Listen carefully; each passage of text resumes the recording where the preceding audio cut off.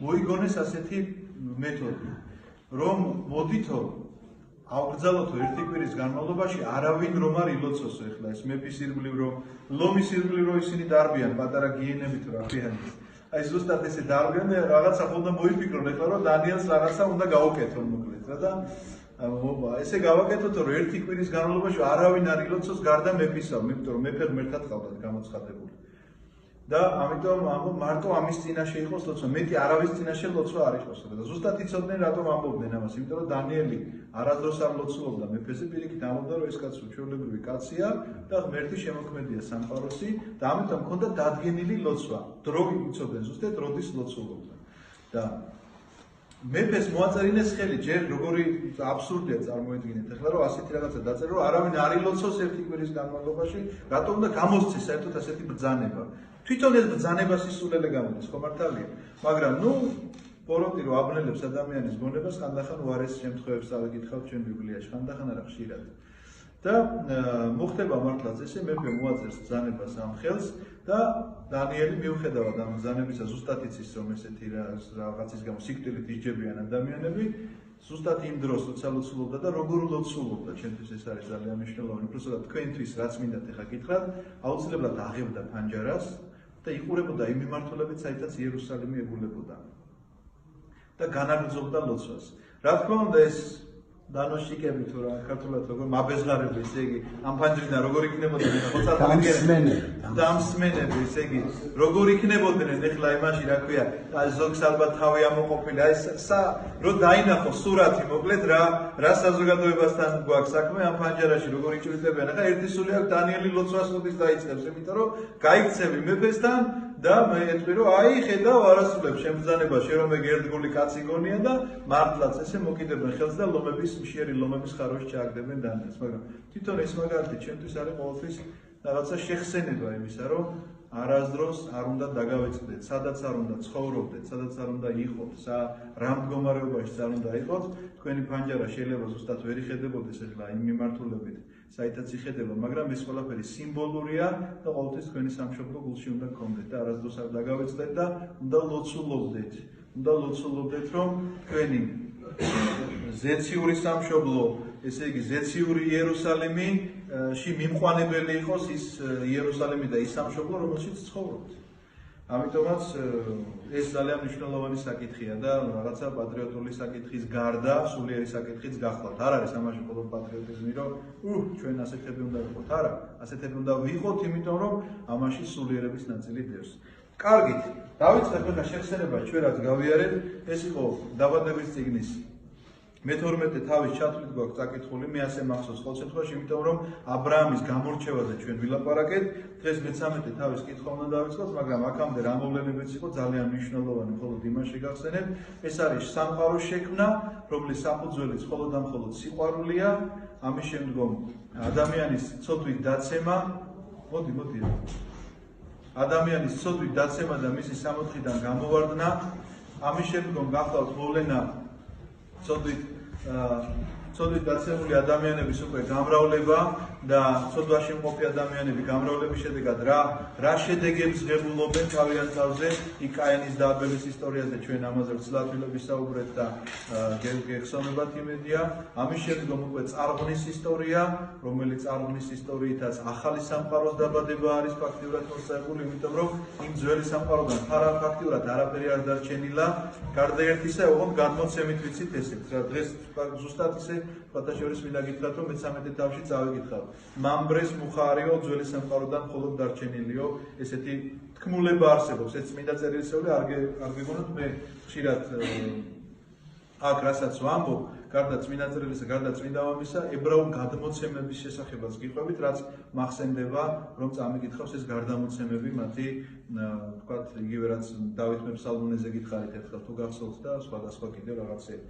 ამის შემდგომ წარღვნის შემდგომ უკვე ბაბილონის გოდოლის მშენებლობა და ბაბილონის გოდოლის მშენებლობის და ენის აღრევის შემდგომ უკვე მივადექით იმ საკითხს, რომ რადგანაც გაყოფილია უკვე და სხვადასხვა ერია და ერთი ხალხი აღარ არიან ეს ადამიანები და ეს საზოგადოება, მივადგეთ საკითხს, რომ უნდა მოხდეს ერთი ერის გამორჩევა და ეს ერი იწყება აბრაამისგან, იმიტომ რომ აბრაამისგან მოდის უკვე ახალი ერი, რომელმა ერმაც უნდა ღვთისმსიტყვა შეინახოს, დაიმარხოს და რა თქმა უნდა მისია უნდა აღასრულოს ამ ქვეყანაზე, რომ ის უნდა გახდეს მოკლედ აბრაამი უნდა გახდეს მამა მრავალი ერისა.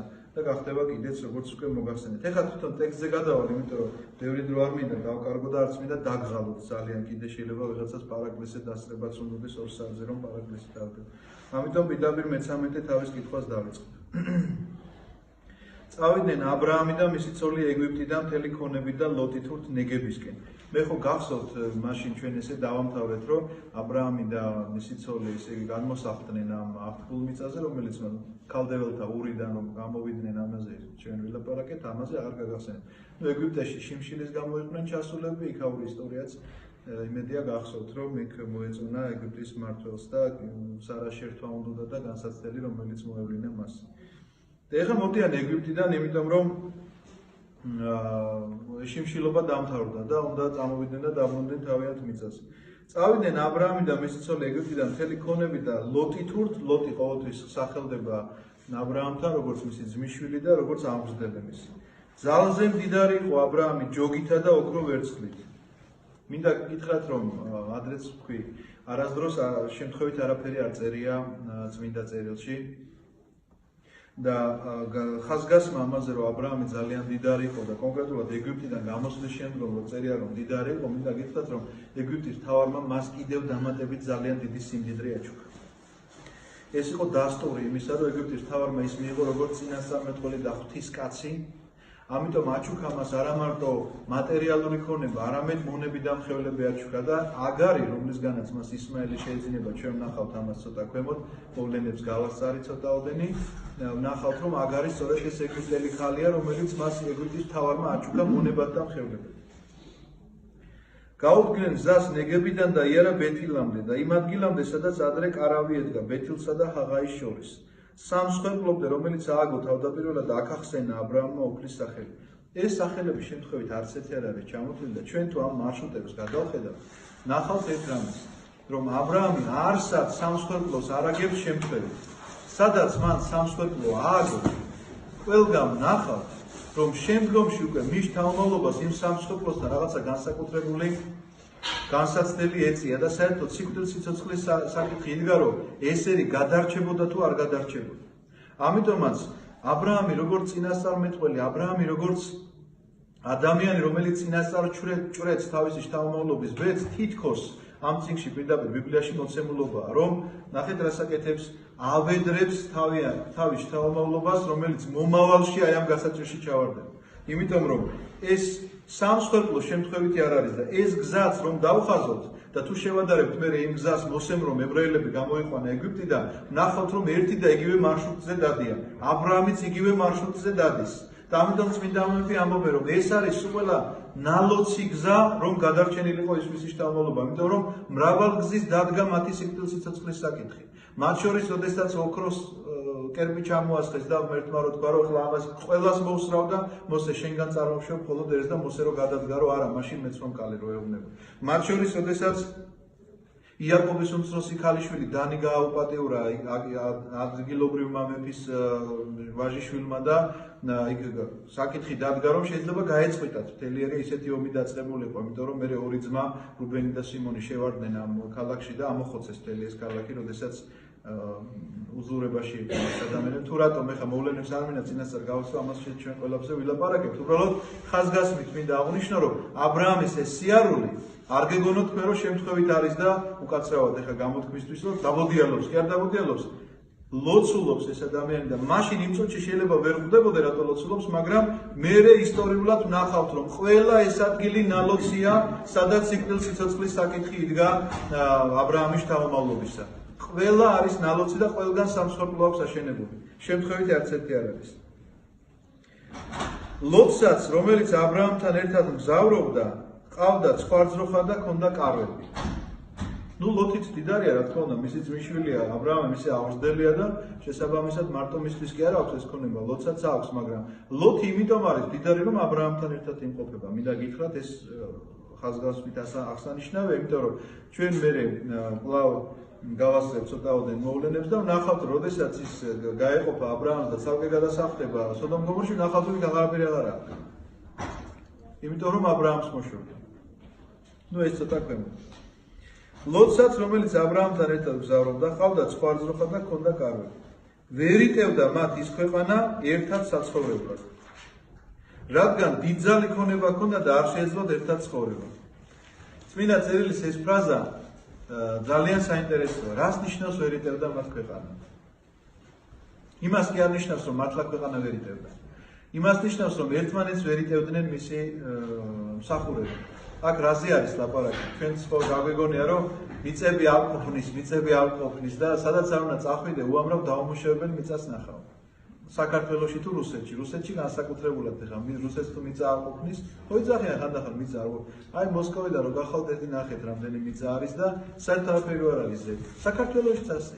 მოსკოვთან რა ხელი გვაქვს ეხა ჩვენ არ ცხოვრობთ, გასაგებია, მაგრამ ნუ თქვენ ჩვენ ქვეყანაზე ვილაპარაკოთ, ხო? გადიხარ მაშ ნახულობ სოფლებს, მიტოვებულს, სახლებს, მიწას, ყველაფერს და რო გითხო მას რა ქვია, ჩვენ ცოტა პატარა მიწები გვაქვს, ცოტანი ვარ. იმიტომ რომ არ ამუშავებ ამ მიწას. რასაც არ ამუშავებ, იმას სხვა დაამუშავებ, სხვა მოდის.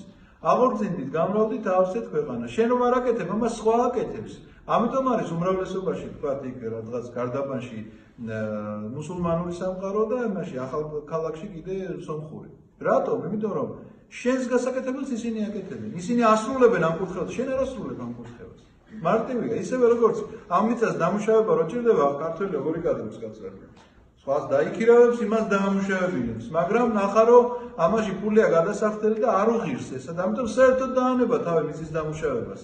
ამიტომ არ ჯობია ეხა თურქეთიდან შემოვიტან ორთეთრიან პამიდორს, რომელიც შეიძლება დათვზე იყოს ნაჯვარი. ოღონდ არ ხუმრობ. გენეტიკური რაღაცა ის კონდეს ჩადებული, თევზის, იმიტომ რომ არ გაიყინოს თუ რაღაცა უბედურება, ან დათვის, იმიტომ რომ რაღაცა უძლებს გარემო პირობებს უფრო მეტად. გენეტიკა არის შიგნით რაღაცა შეცვლილი და ასე ერევა ადამიანი და სამაგიეროდ ღირს ორი თეთრი. ეხლა ამან კიდე მიწა ამუშავოს, მეტი საქმე არ აქვს რა. აი, ამ უბედურებასთან გვაქვს სწორედ საქმე და ეს არ არის დღევანდელი დღის პრობლემა, ეს ნახეთ აქ წერია პირდაპირ. დიდძალი ქონდა თქო, ვერ იტევდა მიწა. რა ქონება უნდა ქონოდათ ახლა მაშინ, რომ ვერ დაეტია მათი ქონება. აქ არაფერი, მარტივი რამეზეა ლაპარაკი. ცილობა ქონდათ ერთმანეთშიო, პირდაპირ წერია. აბრაამისა და ლოტის წყემსებს. მეშვიდე მუხლია მე-13 თავის. კიდევ ერთხელ წავეკითხავ და ნახეთ რა საოცარი ამეწერია. ცილობა ქონდათ ერთმანეთში აბრაამისა და ლოტის წყემსებს და გრძელდება მუხლი. ქანაანელი და ფარიზეველი ცხოვრობდნენ მაშინ ამ ქვეყანაში. აი რა შუაშია ხო არის? რა კავშირი აქვს ამ წინადადებას ერთმანეთთან რა? აბრაამის და ლოტის წყემსები გავიგე ერთმანეთში ცილობენ რომ ეს მიწა ჩემია, არა შენი. ფარიზეველი და ისინი ცხოვრობენ რა შუაში. სწორედ ამაშია რომ შემოძვირფასებო, ნახეთ საქმე იმაშია რომ ლოტის მსახურებს და მათ შორის ლოტს გაუჩნდა აზრი ასეთი, რომ აბრაამს შვილი მაინც არ ყავს. ამიტომ აბრაამი რომ მოკვდება ეს ყველაფერი მე დამრჩება. ლოტის მსახურებს კი არ გაუჩნდებოდათ ეს აზრი თავისთავად. ლოტს გაუჩნდა პირველი ეს აზრი რომ აბრაამი 100 წლისაა უკვე თითქმის. ხო და ეხლა რამდენი ხანი უნდა იცხოვროს კიდე რა? მოკვდება აბრაამი და ეს ყველაფერი მე დამრჩება. ამიტომ მსახურებს ეუბნება, მიდით კაცო თქვენ იმუშავეთ, იმიტომ რომ ეს ყველაფერი ჩვენია. ხა აბრაამის მსახურებს ესეთი დამოკიდებულება რა თქმა უნდა არ მოსწონ და ეუბნებიან რომ კაცო თქვენი როგორ არის აბრაამი ხომ ცოცხალი? კია ცოცხალი, მაგრამ შვილი ხო არ ყავს. ამიტომ არის ეს დამოკიდებულება რომ ვერ იტევს მას ერთი ქვეყანა. ვერ იტევს იმიტომ კი არა რომ ტერიტორია არ ყოფნით. ვერ იტევს იმიტომ რომ ვერ თანხმდებიან ერთმანეთში. და მსახურებზე არის ლაპარაკი. აბრაამისა და ლოტის მსახურებზე, თუმცა კი აბრაამი ამაში ჯერ არ ერევა და როცა ჩაერევა, ნახოთ როგორც ჩაერევა. მაგრამ ეს მეშვიდე მუხლის ეს წინადადება რომ ქანაანელი და ფარიზეველი ცხოვრობდნენ მაშინ ქვეყანაში, სწორედ იმაზე გახლავთ ხაზგასმა, რომ აი ამ დაპირისპირებას ესენი ნავთს ასხავენ ცეცხლზე. ისევე როგორც ორი მართლმადიდებლური ეკლესია, როდესაც ერთმანეთს უკავშირდება, ამითი ხარობს მთელი არამართლმადიდებლური სამყარო, მინდა გითხრათ. ამიტომაც, როდესაც განსაკუთრებული ლოცვები იწერება, როდესაც განსაკუთრებული მსახურებები აღევლინება საყოველთაო მშვიდობისათვის, ყოველთა ერთობისათვის, კვერექსებს ყოველსმენთ ხოლმე მღვდელი როგორ ამბობს. ყოველთა ერთობისათვის უფლისა მიმართ ვილოცავ. რას ნიშნავს ეს ყოველთა ერთობა?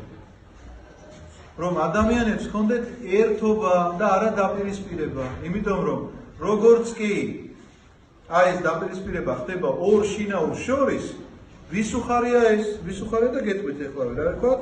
ქანაანელი და ფარიზეველები. ურჯულოებს უხარია. ამიტომაც კრიტიკა რომ მოყვა პატრიარქის იმას, რა ქვია ეხლა განცხადება, სინოდზე რა განცხადებაც მან გააკეთა, ვის გაუხარდა ეს იცი? ან ქანაანელი, ან ფარიზეველები. მეტი არა. რაზე მოყვა კრიტიკა პატრიარქმა თქვა? ვართ ძალიან შეწუხებული, შეძრწუნებული იმისთვის, რომ ორ ეკლესიას შორის არის დიდი დაპირისპირება, კონსტანტინოპოლსა და რუსეთს შორის. ეს ვიღაცას გონია, რომ პატრიარქს არ ადარდებს. ტყუილია ეს ამბავი. იცით რა, აქ მართალი ვინ არის და მწვანე ვინ არის, ამაზე კი არ ვლაპარაკობ. პატრიარქის გულისწუხილი, რომ ორი ეკლესია ერთმანეთთან დაპირისპირებულიაში და ევქარისტიულ კავშირში არ იმყოფებიან, თითქოს სხვადასხვა ქრისტე ყავდეთ. ხო, ხდებით რასაც ვთქვი, თითქოს სხვადასხვა ქრისტე ყავდეთ. ეს ყველა სულიერ ადამიანს უნდა აწუხებდეს. ამიტომაც პროტესტი, რომელიც ამას მოყვა, რომ პატრიარქმა ეს რომ თქვა, ესე იგი იმას არ დაუჭირა მხარი, ამას დაუჭირა მხარი, პატრიარქმა დაუჭირა მხარი, იცით რას? ერთობას და სულიერებას. და სხვა დანარჩენი, აი მეშვიდე მუხლის ეს გაუგებარი ამბავია რა, რომ ცილობა ჰქონდათ თურმე აბრაამს და ლოტს და იქ ცხოვრობდნენ ფარიზეველი და ქანაანელები. აი ამ ეს კავშირია, მეტი არაფერი. მხოლოდ და მხოლოდ ეს კავშირია. უთხრა აბრაამმა ლოტს, აი ხა როგორც მოგახსენეთ, როგორ ჩაერია აბრაამი ამ საკითხში. უთხრა აბრაამმა ლოტს. ნუ იქნება ცილობა ჩვენში, ჩემსა და შენ წყემსებს შორის, რადგან სახლი კაცები ვართ ჩვენ. ნუ ძმისშვილი იყო, როგორც გახსოვთ, ხო? განა შენ წინ არ არის მთელი ეს ქვეყანა. გამეყარე და თუ შენ მარცხნივ წახვალ, მე მარჯვნივ წავალ. თუ მარჯვნივ წახვალ, მე მარცხნივ წავალ. და გაიხედა ლოტმა და დაინახა, რომ იორდანეს მთელი ხარე ცოღარამდე ირწყვებოდა, ასე იყო, ვიდრე უფალი არ გაანადგურებდა სოდომსა და გომორს, როგორც ბაღი უფლისა, როგორც ეგვიპტელთა ქვეყანა. ნახეთ, რა საოცარი ამბავია რა. უპირატესი ვინ არის მათ შორის? რა თქმა უნდა, აბრაამი. აბრაამი არის აღმზრდელი და ყველაფრის მიმცემი მისთვის. ეს ქონება რაც აქვს, ესეც აბრაამისგან აქვს. ის თუ კი რაიმე დაუგროვებია, ცოლშვილი რო ყავს, ის რომ საკონელი ყავს, ის რომ ცოცხალია საერთოდ, ეს ვისი დამსახურებაა? აბრაამის დამსახურებაა. და აბრაამი ეუბნება, სრული უფლება აქვს აბრაამს რო უთხრას, რა რომ, იცი რა, მე ახლა მარჯვენა გზას ვირჩევ, აქეთ წავალ, შენ წადი მარცხნივ, ან პირიქით, მე იქეთ წავალ, შენ აქეთ წადი, იმიტომ რომ რადგან ცილობა არ მინდა მე ძმაო შენთან ჭუბი და კამათი, ამიტომ დავიშალოთ მე მარჯვნივ, შენ მარცხნივ. სრული მორალური უფლება აბრაამისა ნამდვილად ასია. თუმცა კი ნახეთ აბრაამის გამდაბლობა და სიყვარული, რომელიც ლოტს ეუბნება. კი გავიგე მე შენ რომ ესეთი აზრი გაგიჩნდა თავში რომ თურმე მე შვილი არ მყავს და მაინც შენ დაგრჩება ყველაფერი, მაგრამ ნუ რადგანაც ცილობა არის და ესეთი უბედურება ტრიალებს მოკლედ რომ სტემსები ერთმანეთს დაერევნენ, შენ აირჩიე, მარჯვნივ გირჩევნია და მარცხნივ და ლოტი როგორ ირჩევს ნახეთ უკეთეს მხარეს, რითი უკეთეს, სადაც გამდიდრდება კიდევ უფრო მეტად. ნახეთ, გაიხედა მან და დაინახა იორდანის მხარე ცოღარამდე ირწყვებოდა და ასე იყო, ვიდრე უფალი არ გაანადგურებდა სოდომს და გომორს, როგორც ბაღი უფლისა, როგორც ეგვიპტელთა ქვეყანაა. რატომ არის შედარებული ეს იცით ეგვიპტელთა ქვეყანაზე? იმიტომ რომ ეგვიპტე იყო წარმართული და გაუბედურებული ქვეყანა იყო. ეგვიპტე ჯოჯოხეთის სიმბოლოა ბიბლიაში. როგორც იერუსალიმი არის სამოთხის სიმბოლო, ასე ეგვიპტე არის ჯოჯოხეთის სიმბოლო. და მიუხედავად იმისა, ჯოჯოხეთის სიმბოლო იმას კი არ ნიშნავს, რომ აუცილებლად ცეცხლები უნდა იფრქვეოდეს.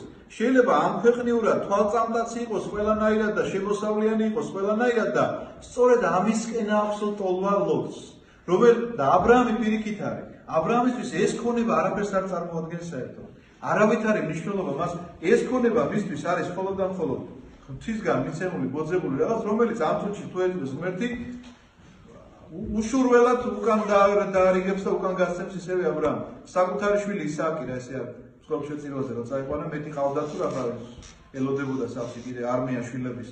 წაიყვანა ისააკიც კი მსხვერპლშეწირვაზე მისთვის როგორ წარმოგიდგენია თქვენ ოქრო ვერცხლი თუ რაღაცა ბატკანი და ძროხა და ისა რა ქვია ახლები შეადგენდა რაღაცა ქონა არავით არ ღირებულებას არავით არს ამიტომ როდესაც ადამიანი არ აქვს ტოლვა ადამიანს ესეთი სიმდიდრისადმი და რაღაც ესეთი მანიაკალური ტოლვა არ გააჩნია მას ღმერთი მას უფრო მეც აძლევს ხის შემთხვევაში და როდესაც გააჩნიან კი ასეთ ადამიანსაც შეიძლება მიეცეს და მიეცემა კიდეც იმიტომ რომ ილტვის ამისკენ და ვიცაც რა სიტყვის იმას ის მიეცემა სწორედ მაგრამ დამოკიდებული რომ არის ამ ყველაფერზე მე ნახეთ ამ ადამიანის აღსასრული როგორია როგორც მართალი ლაზარესი და როგორც დიდარი კაცისა რომ იმაზე წერია რომ მოკვდა და დაებლა და ლაზარეზე წერია გარდაიცვალა და ანგელოზებმა წაიყვანეს სასუფეველში აი ესეთი გახლავთ ეს განსხვავება და ამ ორ ადამიანს შორისაც განსხვავება სწორედ ესეთია რადგანაც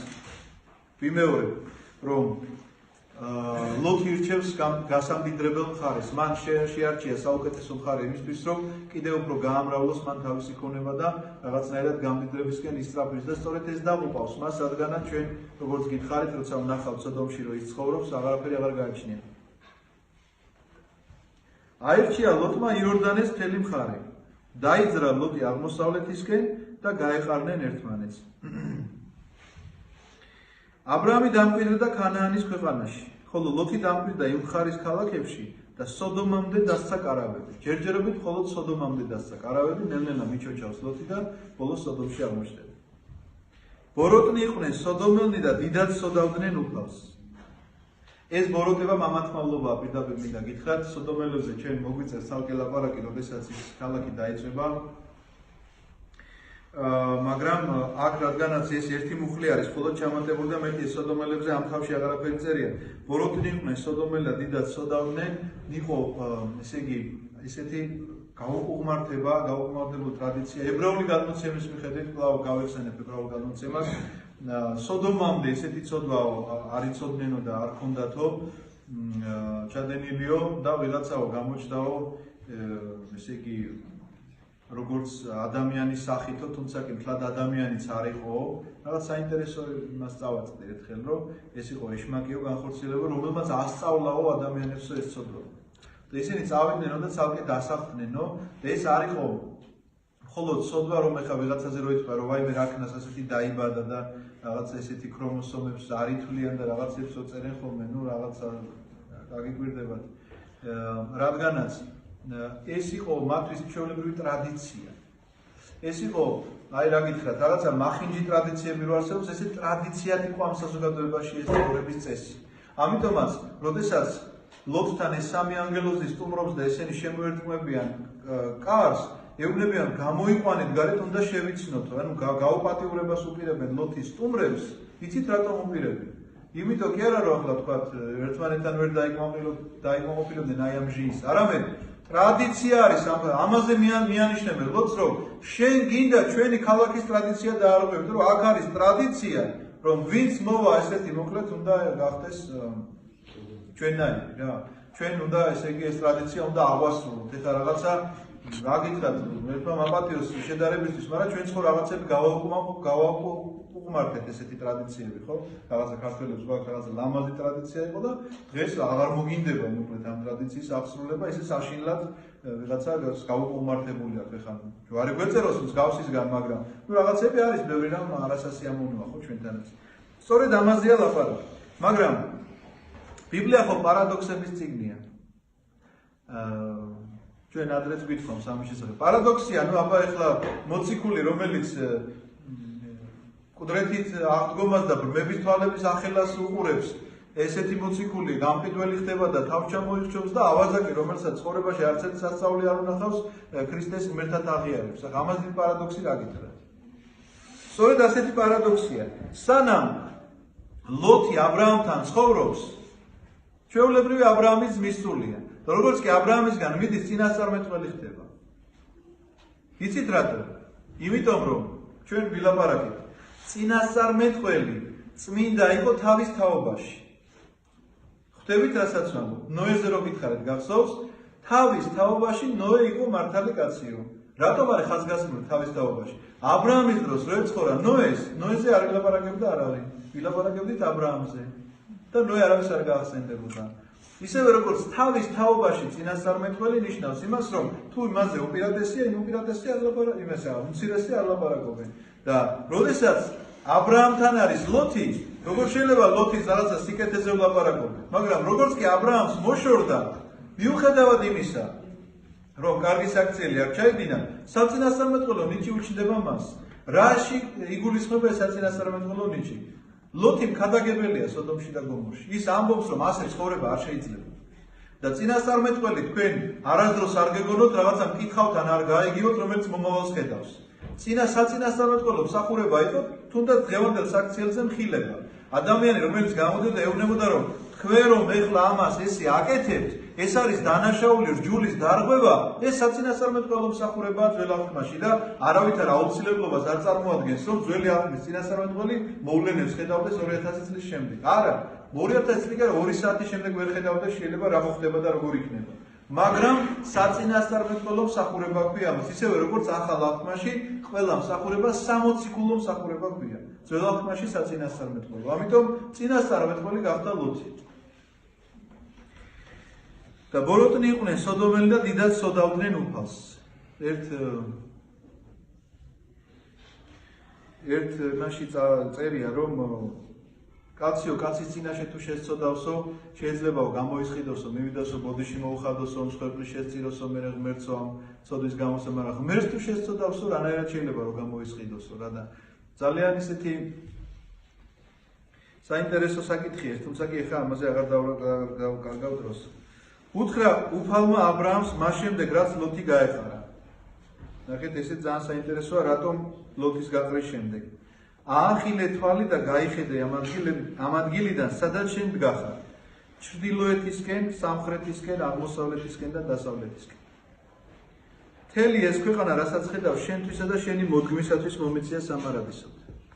ლოთის წასვლის შემდგომ ამას იმიტომ მეუბნება, რომ თვითონ აბრაამსაც არ ეგონოს, რომ ლოთისგან გამრავლდება და ძმისშვილისგან ეყოლება შთამომავლობა და არა პირდაპირ ხაზით ეყოლება შთამომავლობა. აქედან გამომდინარე, ლოთის წასვლის შემდგომ აბრაამს ელაპარაკება ღმერთი და ეუბნება ჩრდილოეთისკენ, აი როგორც ჯვრის სახე, ესე წარმოიდგინეთ, 4 მხარეს უნდა გაიხედოს აბრაამმა და 4 მხარეს უბრძანდით. 4 მხარეს, ესე იგი ეუბნება, რომ შენი შთამომავლობით იქნება დასახლებული ეს ადგილები. ეხლა ვნახოთ შესრულდა თუ არა ეს სიტყვა. ჩრდილოეთი რა არის? ჩრდილოეთია ევროპა, შეიძლება ესე ითქვას, იმ ადგილიდან, ეხლა მამრეს მუხასთან რო დადგე, ევროპა, რუსეთი, საქართველო, რა ვიცი, შეიძლება ჩრდილოეთ მხარეს ჩაითვალოს. სამხრეთი გახლავთ ეგვიპტე, ეგვიპტე ეთიოპიამდე ჩავიდა ქრისტიანობა და იქ ძალიან ძველი ქრისტიანები ცხოვრობდნენ და ცხოვრობენ ახლაც, თუმცა კი მართლმადიდებლები არიან, რა თქმა უნდა, მაგრამ უმრავლესობაში უკვე კოპტები არიან, ანუ მონოფიზიტური სარწმუნოებაა უმრავლესობაში. თუ აღმოსავლეთის მხარეს გამოვიხედავთ, ჩვენ აქეთ დავინახავთ ქრისტიანულ სამყაროს თვითონ იერუსალიმში და თვითონ ამ მიმდებარე ტერიტორიაზე უკვე სირია და აქეთ მხარეს და დასავლეთი არის ზღვა. და ზღვის იქეთ რა არის? ზღვის იქეთ, ამერიკა იგულისხმება, წმინდა მამები ყოველ შემთხვევაში ესე განმარტავენ, სადაც ასევე მართლაც აბრაამის შთამომავლობა რითი? აბრაამის შთამომავლობა სარწმუნოებით და არავითარ შემთხვევაში მხოლოდ ხორციელის შთამომავლობა, იმიტომ რომ ხორციელის შთამომავლობაზე პირდაპირ პასუხობს მაცხოვარი სახარებაში, რომ ქვებისგანაც შეუძლია აღადგინოს ღმერთმა აბრაამს შთამომავლობა. აქ ლაპარაკია სულიერ შთამომავლობაზე, ანუ სარწმუნოებრივ შთამომავლობაზე და მართლაც ასეა. აბრაამის სარწმუნოებრივი შთამომავლობა გახლავთ სწორედ ამ 4-ვე მხრივ დასახლებული დღევანდელ დღეს. მთელი ეს ქვეყანა, რასაც ხედავ შენთვისა და შენი მოდგმისათვის მომეცია სამარადისოდ. ქვიშასავით ურიცხვს გახვდი შენ შთამომავლობას, თუ ვინმე შეძლებს ქვიშის დათვლას, შენი შთამომავლობას დაითვლება. ადექი და კიდით კიდემდე მოიარე ეს ქვეყანა, რადგანაც შენთვის მომეცია იგი. და აიყარა აბრაამი, წავიდა და მამრეს მუხნარში დაესახლა. ხებრონი იგივე ქებრონია, სხვადასხვანაირი სახელებით ვამბობთ ხოლმე და იქ აუგო სამსხვერპლო უფალს. ეს გახლავთ მე-13 თავის დასასრული. სადაც ჩემო ძვირფასებო, პირდაპირ ეს გამოცხადება აბრაამს ამას ეუბნება, რომ შენ შთამომავლობა გეყოლება და შენი შთამომავლობა იქნება სწორედ ის მორწმუნე, ღვთის მორწმუნე ერი და ის საზოგადოება, რომელიც განადიდებს უფალს უკვე მომავალში. ეხლა ჩვენ უნდა დავუბრუნდეთ რამდენიმე მნიშვნელოვან საკითხს და მერე შეკითხვები თუ გექნებათ შეკითხვებზე მოგისმენთ. ერთი მამრეს მუხას შესახებ მინდა გითხრათ და ქებრონი ეს ერთადერთი ადგილი გახლავთ ქებრონის მღვიმე, სადაც მაღპელას უდაბნოა ესე ქვია და იქ ის ადგილი იყიდა რა ქვია აბრაამ საფლავისთვის, მას არაფერი არ შეუძენია ამ ქვეყანაზე, სადაც ჩავიდა, ხო შეიძლება დიდი ფული ქონდა, დიდი ქონება ქონდა და რაღაცა წეგარულაპარაკობდით, აგარაკი ეყიდა და თქვათ მიწები ეყიდა და არაფერი არ შეუძენია საფლავის მეტი. ერთადერთი რაც შეიძინა ეს იყო საფლავი. რომელ საფლავშიც მან სარა დაასაფლავა და მერე თვითონაც იქ დაიგრძალა და მერე სხვა მამამთავრებიც იქ დაიგრძალნენ აბრაამთან ერთად.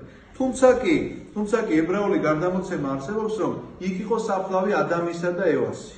ჩვენ ამაზე გახსოვთ, მაშინ ვისაუბრეთ ადამი რომ გარდაიცვალა, თხემის ადგილი რატო დაერქვა თქვათ იერუსალიმს და მერე აქ მაღპელაში და იმიტომ რომ ხრწნა რომ პირველი იყო გარდაცვალების შემთხვევა, არ იცოდნენ რა უნდა გაეკეთებინათ მისთვის, არ გულისხმობ ამაში აბელის მკვლელობას, იმიტომ რომ აბელის სხეული ვერ იღებს. ესეც გარდამოცემით ვიცით ჩვენ რა თქმა უნდა. პირველი იყო რომ მოკვდა კაცი არ იცოდნენ რა იცოდეს და აიყვანეს ღვთის წვერზე დააწვინეს, როდესაც ხრწნა დაიწყო და სუნიდადგან მიხვდნენ რაღაცა უნდა ეკნათ და გამოქვაბულში გადაწყვიტეს მერე მისი შენახვა. რომ აიღეს სხეული თავი იქ დარჩა და რადგანაც დარჩა დატოვეს და დაარქვეს ამას თხემის ადგილი. თხემის ადგილი როგორ არის ებრაულად ჩვენ ხო ვიცით? გოლგოთა. თხემის ადგილი ქვია გოლგოთას. იმას იმიტომ ქვია თხემის ადგილი და მერე ჯვარცმაზე ნახეთ ქვემოთ რომ თავის ქალა გამოხატული, ეს ყოველთვის ამას განასახიერებს, რომ იქ დაიდგა, ესე იგი რომ მთხრიდნენ ამ იმასო ჯვარსო, რომელი ჯარისკაცებია, ჯვრის ჩასარჭო ფეხსო, იქო თავის ქალა ამოვარდაო და კარგად რომ გაეჭედათო ეს ჯვარი, ეს თავის ქალას იქ ჩააყოლესო. რომ არ მოძრაობა არ ქონოდა და ეს სისხლი რომელიც მისი ჭრილობიდან ჩამოდიოდა სწორედ ამ თავის ქალას ეწვეთებოდა. მაგრამ თვითონ სხეული მისი ადამისა და ევასი წაიყვანეს და იქ დაასაფლავეს. არსებობს ასევე ესეთი გარდამოცემა ძალიან საინტერესო. როდესაც აბრაამს სამი ანგელოზი ესტუმრება, ის მას ხბოს დაუკლავს და რომ გამოეკიდება ამ ხბოსო დასაკლავად გარბის ეს ხბო და ამ იმაში შევარდებაო. ჯერ კიდე არა ცოცხალი ეს მაღპელა მერე იყიდა მან. უსწრებ ეხლა კიდე მოვლენებს და შეყვება ამ ხბოს და ნახავს რომ ადამის და ევას საფლავია რაღაცა ქვის სარკოფაგებია და რომ დაინტერესებს აიღო და რომ ახტის ადამი დაელაპარაკება იქედანო და ევას დაელაპარაკებაო და რაღაცა სინათლით გავწყინდებაო იქაურობაო, ნუ კლავ ებრაულ გარდამოცემას გიყვებით.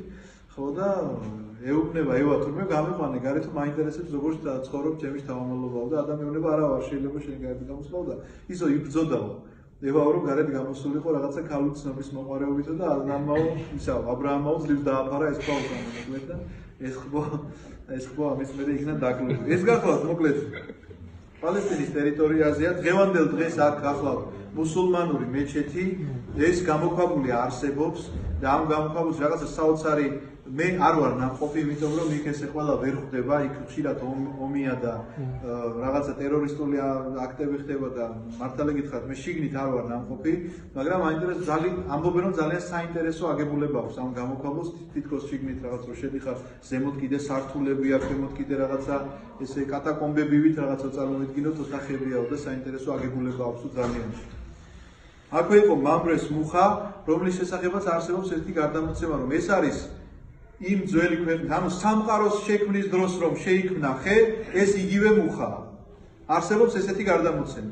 ამიტომაც ამბობენ რომ სანამ მამრეს მუხაზე თუნდაც ერთი პატარა მწვანე ყლორტი აყვავდება, ესე იგი ჯერ კიდევ არ არის დასასრული. და ამიტომ ელოდებიან ხოლმე უყურებენ რომ თუ ერთი პატარა ფოთოლი მაინც გამოიღო სადღაცა სკვირტი, იმიტომ რომ ეს მუხა ახლა იცით რა მხელა, ამ ოთახის ხელაა ლამის.